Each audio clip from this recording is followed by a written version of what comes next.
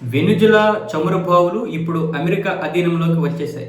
ఇక్కడ తీస్తున్నటువంటి 35 నుంచి 40 మిలియన్ల బ్యారెళ్ల చమురుని భారత్కి కూడా విక్రయించడానికి అమెరికా అయితే యోచిస్తుంది. దాని గురించి ప్లాన్ కూడా సిద్ధం చేస్తుంది.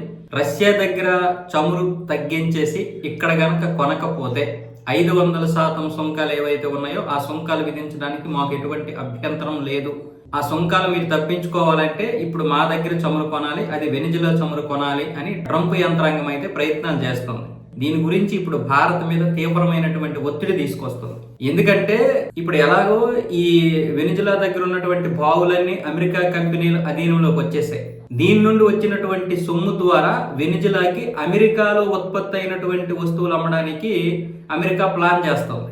అంటే ఈ డబ్బు కూడా వాళ్ళ అధీనంలోనే ఉంటుంది. వీళ్ళకి కావలసినటువంటి వస్తువులు ఆ డబ్బుకు తగ్గట్లుగా ఇస్తుంటారు. కానీ బయట నుంచి వస్తువులు అంటే బయట ఉత్పత్తులు ఏ దేశానికి సంబంధించినటువంటి ఉత్పత్తులు కూడా కొనడానికి లేదు. ఏ కావాలన్నా సరే అమెరికా వాళ్ళే ఇస్తారు. ఆ విధంగా ట్రంప్ అయితే ఇప్పుడు కొత్త నిర్ణయం తీసుకున్నాడు. దాని గురించి ఇప్పుడు తాత్కాలిక ప్రధాని అయినటువంటి ఆ రోడ్రిగ్స్ వ్యతిరేకిస్తుంది. నాటో దేశాలు కూడా దీని మీద కొంచెం విముఖత వ్యక్తం చేసినా సరే ట్రంప్ మాత్రం ఆ నిర్ణయం తీసుకున్నాడు.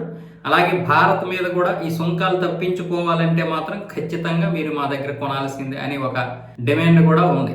మొదట రిక్వెస్ట్, తర్వాత డిమాండ్ ఏదైనా అనుకోండి, కానీ ఖచ్చితంగా మీరు మా దగ్గరే కొనాలన్న విధంగా ఇప్పుడు భారత్ని ఎందుకు భయపెడుతున్నారంటే మొన్న కూడా 500% సుంకాలు విధిస్తున్నామని చెప్పి సెనేట్ లో కూడా ఈ బిల్లు ప్రవేశపెట్టడానికి ప్లాన్ చేస్తున్నారు. అంటే అది వచ్చే వారం ఓటింగ్ కూడా వెళ్తుంది. అది గనక ఓటింగ్ గనక పాస్ అయ్యిందంటే ఇక భారత్ మీద 500% సుంకాలు వేయడానికి అమెరికా వెనకాడదు. ఒకవేళ ఇక్కడ చమురు కొంటే అది ఓటింగ్ ఆపేస్తారు.